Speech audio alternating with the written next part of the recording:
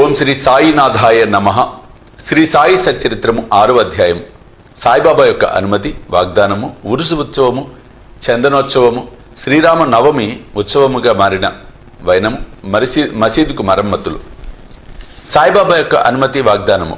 సంసారమును సాగరంలో జీవుడనడి ఓడను సద్గురుడై సరంగోయ్ నడుపునప్పుడు అది సులభంగాను సురక్షితంగాను గమ్యమును చేరును. సద్గురు అనగానే సాయిబాబా స్ఫురణకు వచ్చుచున్నారు.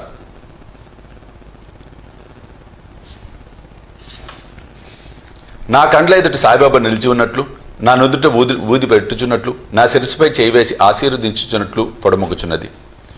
నా మనసు సంతోషంతో నిండిపోయి కండ్ల నుండి ప్రేమ పొంగి పొరలుచున్నది. గురు హస్త స్పర్శ మహిమ అద్భుతమైనది. ప్రళయాగ్నిచే కూడా కాలనట్టి వాసనామయమైన సూక్ష్మ శరీరము గురు కరస్పర్శ తగలగానే భస్మమైపోవును. అనేక జన్మార్జిత పాప సంచయములు పటాపంచలైపోవును. ఆధ్యాత్మిక సంబంధమైన విషయములు వినుటకే విసుగుపడు వారికి వాక్కునే కూడా నెమ్మది పొందును. శ్రీ సాయి సుందర రూపము కాంచుట తోడనే కంఠము ఆనందాతిరేకంతో గద్గమగును. కన్నుల నుండి ఆనందాశ్రులు పొంగి పొరలును. హృదయము భావోద్రేకంతో ఉక్కిరిబిక్కిరగును. నేనే తానను స్ఫురణ మేల్కొని ఆత్మసాక్షాత్కారం ఆనందమును కలిగించును. నేను నీవు అను భేదభావమును తొలగించి బ్రహ్మైక్య అనుభవమును సిద్ధింపచేయును. నేను వేద పురాణాది సద్గ్రంథములు చదువునప్పుడు నా సద్గురుమూర్తి అడుగడుగునకు జ్ఞప్తికి వచ్చుచుండును. నా సద్గురువైన శ్రీ సాయిబాబాయే శ్రీరాముడుగా కృష్ణుడుగా నా ముందు నిలిచి తమ లీలలను తామే వినిపింపచేయనట్లు తోచును. నేను భాగవత పారాయణమునకు పూనుకొనగానే శ్రీ సాయి అపాద మస్తకము కృష్ణుని వల్లే కాన్పించును.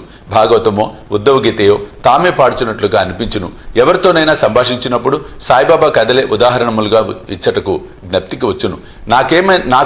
నాకై నేను ఏదైనా వ్రాయ తలపెట్టినచో ఒక మాట గాని వాక్యము గాని వ్రాయుటకు రాదు. వారి ఆశీర్వాదం లభించిన వెంటనే రచనధార అంతులేనట్లు సాగును. భక్తునిలో అహంకారము విజృంభించగానే బాబా దానిని అణిచివేయను. తన శక్తితో వాని కోరికలను నెరవేర్చి సంతుష్టి చేసి ఆశీర్వదించును. సాయి పాదములకు సాష్టాంగ నమస్కారం చేసి సర్వస్వ శరణాగతి చేసిన వానికి ధర్మార్థ కామ మోక్షములు కరతలామలకలము అగును. భగవత్ సాన్నిధ్యమునకు పోవుటకు కర్మ, జ్ఞాన, యోగ, భక్తి మార్గములనడి 4 త్రోవలు కవలవు. అన్నింటిలో భక్తి మార్గము కష్టమైనది. అది ముండ్లు గోతులతో నిండి ఉండు. సద్గురుని సహాయంతో ముండ్లను గోతులను తప్పించుకొని ముందుకు సాగినచో గమ్యస్థానం అవలీలగా చేరవచ్చును. ఈ సత్యమును దృఢముగా నమ్మమని సాయిబాబా నొక్కి వక్కానించినవారు. స్వయం సత్తాకమైన బ్రహ్మము జగత్తును సృష్టించు ఆ బ్రహ్మము యొక్క శక్తి, సృష్టి అను ఈ మూడింటిని గురించి తత్వ విచారం చేసి వాస్తవమునకు 3ను ఒకటేని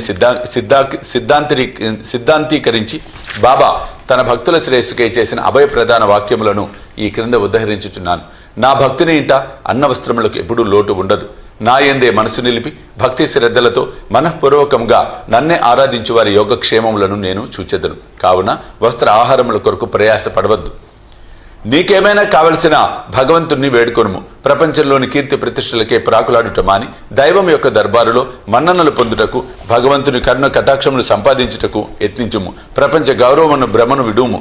మనస్సునందు ఇష్టదైవం యొక్క ఆకారమును నిలుపుము. సమస్త ఇంద్రియములను మనసును భగవంతుని ఆరాధన కొరకే నియమింపుము. ఇతరముల వైపు మనసు పోనివ్వకము. ఎల్లప్పుడూ నన్నే జ్ఞప్తి ఉంచుకునుము. మనసును ధన సంపార్జనము, దేహపోషణ, గృహ సంరక్షణ మొదలగు విషయముల పట్ల సంచరించకుండా గట్టిగా నిలుపుము. అప్పుడు అది నెమ్మది వహించి శాంతముగాను చింతారహితముగాను ఉండును. మనసు సరైన సాంగత్యంలో ఉన్నదనుటకు ఇదియే గుర్తు. చెంచల మనస్కునకు స్వస్థత చిక్కదు. బాబా మాటలు ఉదహరించిన పిమ్మట గ్రంథకర్త షిరిడీలో జరుగు శ్రీరామ నవమి ఉత్సవమును వర్ణించుటకు పూనుకొనెను. షిరిడీలో జరుగు ఉత్సవములన్నింటిలో శ్రీరామ నవమియే గొప్పది. ఉరుసు ఉత్సవము. కోపరగాంలో గోపాలరావు గుండా అతడు పోలీస్ సర్కిల్ ఇన్స్పెక్టర్గా ఉండెను. అతడు బాబాకు గొప్ప భక్తుడు. అతనికి 3 భార్యలు ఉన్నప్పటికీ సంతానం కలుగులేదు. శ్రీ సాయి ఆశీర్వచనంచే అతనికి ఒక కొడుకు పుట్టెను. ఆ ఆనంద సమయంలో అతనికి షిరిడిలో ఉరుసు ఉత్సవం నిర్వహించవలనన్న కోరిక కలిగాను.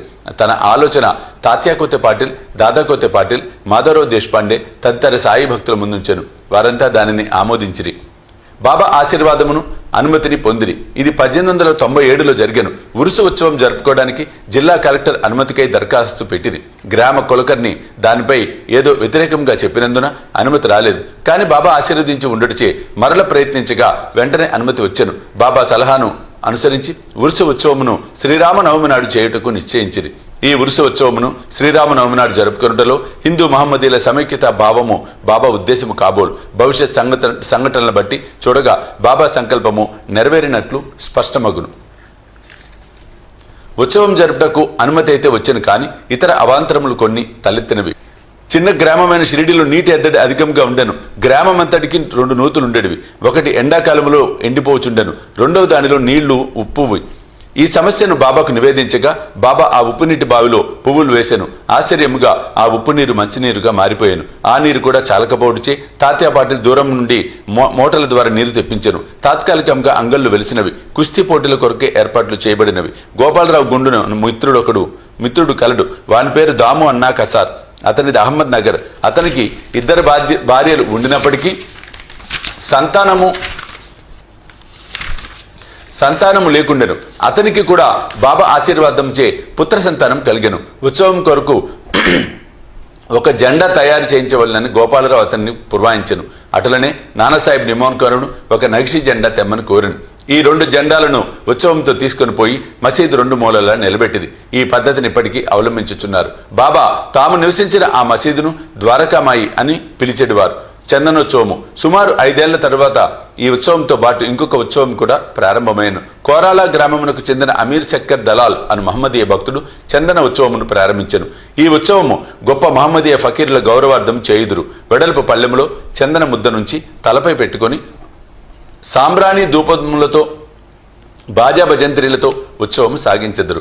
ఉత్సవం ఊరేగిన పిమ్మట మసీదుకు వచ్చి మసీదు గూటిలో గోడలపైన ఆ చందనమును చేతితో అందరూ తట్టెదరు. మొదటి 3 సంవత్సరములు ఈ ఉత్సవమును అమీర్ శక్కరు నిర్వహించెను. పిమ్మట అతని భార్య ఆ సేవను కొనసాగించెను. ఒకే దినమునందు పగలు హిందువులచే జెండా ఉత్సవము, రాత్రులందు మహమ్మదీయులచే చందనోత్సవము ఏ అమెరికన్ లేక జరుగుచున్నవి. ఏర్పాట్లు షిరిడీలో జరుగు శ్రీరామనవమి ఉత్సవము బాబా భక్తులకు ముఖ్యమైనది, పవిత్రమైనది. భక్తులందరూ వచ్చి ఈ ఉత్సవంలో పాల్గొనుచుండిరి. బయట ఏర్పాట్లన్నీ తాత్యాకొత్తే పార్టీలు చూచుకొనేవారు. ఇంటి లోపల చేయవలసినవన్నీ రాధాకృష్ణమాయ అనే భక్తురాలు చూచుండెను.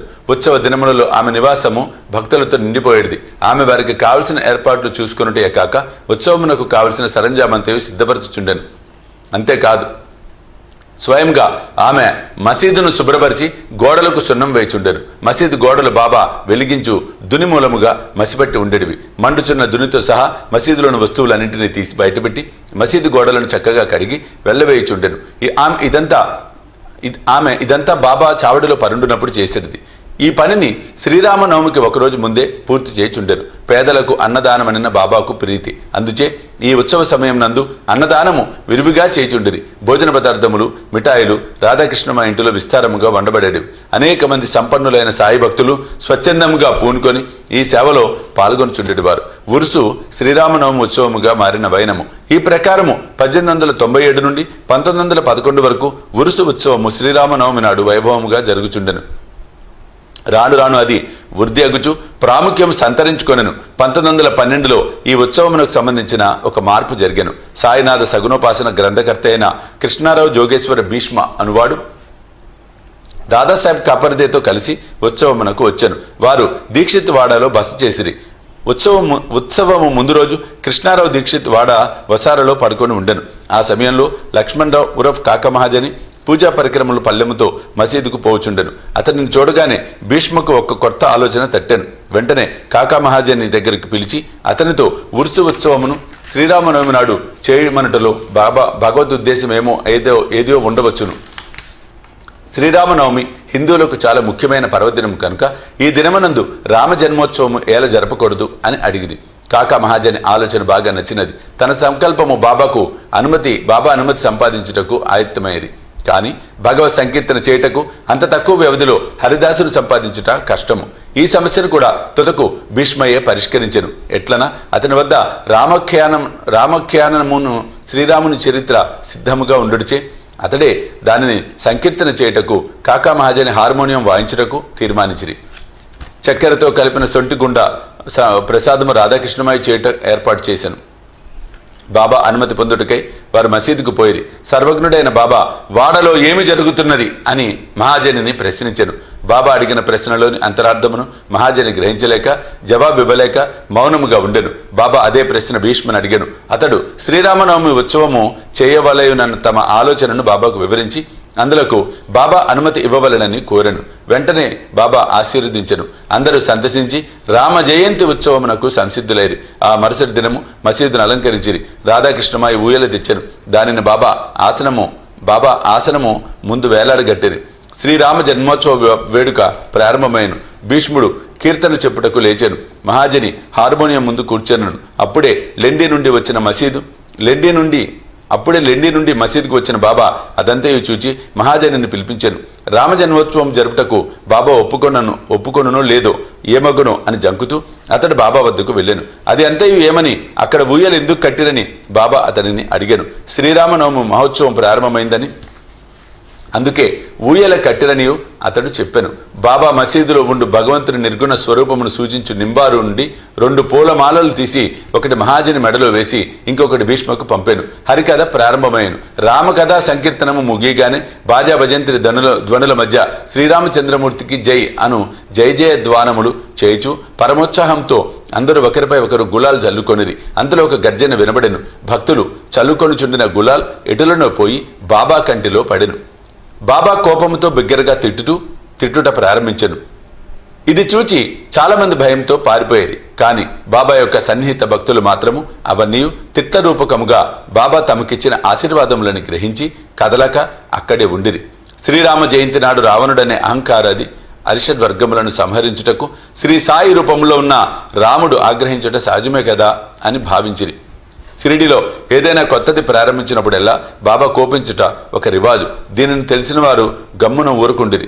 తన ఊయలను బాబా విరుచునన్న భయంతో రాధాకృష్ణమాయి మహాజన్ని పిలిచి ఊయలను తీసుకొని రమ్మనెను. మహాజని పోయి దాన్ని విప్పుచుండగా బాబా అతని వద్దకు పోయి ఊయలను తీయవలదని చెప్పాను. కొంతసేపటికి బాబా శాంతించెను. ఆనాటి మహాపూజ హారతి మొదలగునవి ముగిసెను. సాయంత్రము మహాజని పోయి ఊయలను విప్పుచుండగా ఇంకనూ దాని అవసరం ఉన్నదని కనుక దానిని విప్పవద్దని బాబా అతనిని వారించెను. రామనవమి మరుసటి దినమున జరుపు గోపాల ఉత్సవంతో గాని ఉత్సవము పూర్తి కాదన్న విషయము అప్పుడు భక్తులకు స్ఫురించెను. మరునాడు శ్రీకృష్ణ జననము నాడు పాటించు కాలహండి అను ఉత్సవము జరిపిరి. కాలహండి అనగా నల్లని కొండలో అటుకులు, పెరుగు, ఉప్పు, కారము కట్టి వేలాడగట్టెదరు. హరికథ సమాప్తమైన పిమ్మట దీనిని కట్టెలతో పగలగొట్టెదరు. రాలి పడిన అటుకులను భక్తులకు ప్రసాదముగా పంచిపెట్టెదరు. శ్రీకృష్ణ పరమాత్ముడు ఈ మాదిరిగానే తన స్నేహితులకు గొల్ల పిల్లవాండ్రకు పంచిపెట్టుచుండెను. ఆ మరుసటి దినము ఇవన్నీ పూర్తయిన పిమ్మట ఊయల విప్పుటకు బాబా సమ్మతించెను. శ్రీరామనవమి వేడుకలు ఈ విధముగా జరిగిపోచుండగా పగటివేళ పతాకోత్సవము, రాత్రేంద్రు చందనోత్సవం కూడా యథావిధిగా జరిగినవి. ఈ విధముగా ఆనాటి నుండి ఉరుసు ఉత్సవము శ్రీరామనవమి ఉత్సవముగా మారెను. 1913 నుండి శ్రీరామనవమి ఉత్సవములో అంశములు క్రమంగా హెచ్చినవి. చైత్ర పాడ్యం నుండి రాధాకృష్ణమాయి నామసప్తాహం ప్రారంభించుచుండెను. భక్తులందరూ వంతుల వారికి అందులో పాల్గొనుచుండిరి.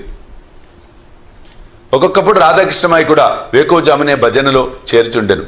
శ్రీరామనవమి ఉత్సవములు దేశమంతటా జరుగుడిచే హరికథా కాలక్షేపంచే హరిదాసులు దొరుకుట దుర్లభముగా ఉండెను. రామనవమికి 5-6 రోజుల ముందు ఆధునిక తుకారాం అని పిలువబడు బాలాబువా మాలి అను సంకీర్తనాకారుని కాకమహాజని యాదృచ్ఛికంగా కలివిట తటస్థించినది. రామనవమి నాడు సంకీర్తన చేటకు మహాజని అతనిని షిరిడీకి తోడ్కొని వచ్చాను. ఆ మరుసటి సంవత్సరం కూడా అనగా 1914లో తన స్వగ్రామమైన సతార్ జిల్లా బృహద్ సిద్ధకవటే గ్రామంలో ప్లేగు వ్యాపించి ఉండటచే బాలబువ సతార్కర్ సంకీర్తన కార్యక్రమం లేక ఖాళీగా ఉండెను. కాకాసాహెబ్ దీక్షిత్ ద్వారా బాబా అనుమతి పొంది అతడు షిరిడి వచ్చి హరికథ సంకీర్తనం చేశాను. బాబా అతనికి తగినట్లు సత్కరించెను.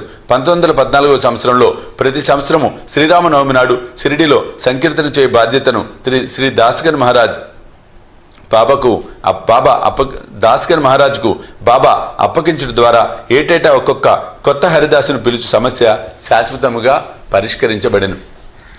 1912 నుండి ఈ ఉత్సవం రాను వృద్ధి పొందుచుండెను. చైత్ర శుద్ధ అష్టమి మొదలు ద్వాదశి వరకు షిరిడి తేనె తుట్టల వలె తుట్టేవలే ప్రజలతో కిటకిటలాడుచుండెను. అంగళ్ళ సంఖ్య పెరిగిపోయాను. కుస్తీ పోటీలలో అనేక మంది ప్రముఖ మల్లులు పాల్గొంచుండిరి. పేదలకు అన్న సంతర్పణ విరివిగా జరుగుచుండెను.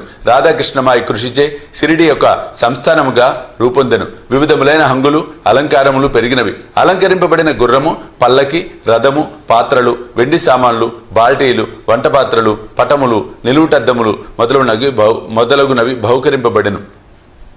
ఉత్సవమునకు ఏనుగులు వచ్చెను. ఇవన్నీ ఎంత హెచ్చినప్పటికీ సాయిబాబా వీణినే మాత్రము లక్ష్య పెట్టక యథాపూర్వకంగా నిరాడంబరులై ఉండేవారు. ఈ ఉత్సవంలో గమనించవలసిన ముఖ్య విషయం ఏమన్నా, హిందువులు, మహమ్మదీయులు ఎట్టి అమెరికలు లేక కలిసిమెలిసి ఉత్సవములలో పాలు పంచుకునేవారు. ఈనాటి వరకు ఎటువంటి మత కలహములు షిరిడీలో తలెత్తలేదు. మొదట 5,000 నుండి 7,000 వరకు యాత్రికులు వచ్చేవారు. క్రమంగా ఆ సంఖ్య 75,000కు పెరిగినది. అంత పెద్ద సంఖ్యలో జనాలు గూడినప్పటికీ ఎటువంటి అంటువ్యాధులు కానీ అల్లర్లు కానీ సంభవించలేదు. మసీదుకు మరమ్మతులు. గోపాలరావు గుండునకు ఇంకో మంచి ఆలోచన తట్టెను. ఉత్సవం ప్రారంభించిన విధమునే మసీదును తగినట్లుగా తీర్చిదిద్దవలెనని నిశ్చయించెను. మసీదు మరమ్మతు చేయి నిమిత్తమై రాళ్లను తెప్పించి చెక్కించాను. కానీ ఈ పని బాబా అతనికి నియమించలేదు. నానా సాహెబ్ చాందోర్కర్కు ఆ సేవ లభించినది. రాళ్ల తాపన కార్యము కాకాసాహెబ్ దీక్షిత్ వినియోగింపబడెను. మసీదుకు మరమ్మతులు చేయుట మొదట బాబాకు ఇష్టం లేదు. కానీ భక్తులకు మనసాపతి కల్పించుకొని ఎటులనో బాబా అనుమతి సాధించెను. బాబా చావడిలో పండుకున్న ఒక్క రాత్రిలో మసీదు నేలను చక్కని రాళ్లతో తాపన చేయటం ముగించిరి.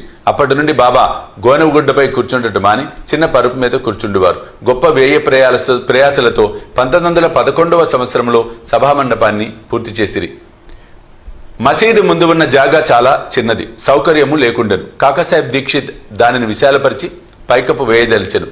ఎంతో డబ్బు ఖర్చు పెట్టి ఇనుప స్తంభములు మొదలగునవి తెప్పించి పని ప్రారంభించెను. రాత్రి అంతయు శ్రమపడి స్తంభములు నాటిడివారు.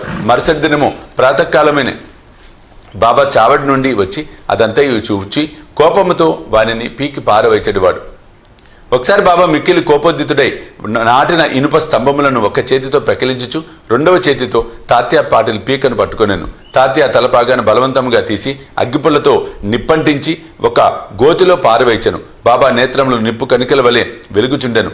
ఎవరికిని బాబా వైపు చూచుటకు ధైర్యం చాలకుండెను. అందరూ భయకంపితులైరి. బాబా తన జేబు నుంచి ₹1 తీసి అటువైపు విసిరెను. అది శుభ సమయమునందు చేయు ఆహుతి వలె కనపడెను. తాత్యా కూడా చాలా భయపడెను. తాత్యాకేమి జరగనున్నదో ఎవరికి ఏమీ తెలియకుండెను. కల్పించుకొని బాబా పట్టు నుండి తాత్యాను విడిపించుటకు ఎవరి ధైర్యము చాలలేదు. ఇంతలో కుష్ఠిరోగి బాబా భక్తులకు బాగోజీ సిందే కొంచెం ధైర్యం కూడగట్టుకొని ముందుకు పోగా బాబా వానిని పక్కకు త్రోసివేశాను. మాధవరావు సమీపింపబోగా బాబా అతనిపై ఇటుకరాయి రువ్వెను. ఎంతమంది ఆ జోలికి పోదలిచిరో అందరికీ ఒకే గతి పట్టెను. కానీ కొంతసేపటికి బాబా శాంతించెను. ఒక దుకాణదారుని పిలిపించి వాని వద్ద నుంచి ఒక నగిషి జరీపాగాను కొని తాత్యాను ప్రత్యేకంగా సత్కరించుటక అన్నట్లు దానిని స్వయంగా తాత్యా తలకు చుట్టెను. బాబా యొక్క ఈ వింత చర్యను చూసిన వారెల్లను ఆశ్చర్యమగ్నులైరి. అంత త్వరలో బాబాకు కోపం ఎట్లు వచ్చెను. ఎందుచేత ఈ విధంగా తాత్యాను శిక్షించెను. వారి కోపము తక్షణమే ఎట్లు చల్లబడెను అని అందరూ ఆలోచించుచుండిరి. బాబా ఒక్కొక్కప్పుడు శాంతమూర్తి వలె కూర్చుండి అత్యంత ప్రేమానురాగంతో మాట్లాడుచుండువారు. అంతలో అకారణంగా కోపించెడివారు. అటువంటి సంఘటనలు అనేకములు కలవు. కానీ ఏది చెప్పవలెను విషయం తేల్చుకొనలేకున్నాను. అందుచే నాకు జ్ఞాపకము వచ్చినప్పుడల్లా ఒక్కొక్కటి చెప్పెదను. 6వ అధ్యాయం సంపూర్ణం.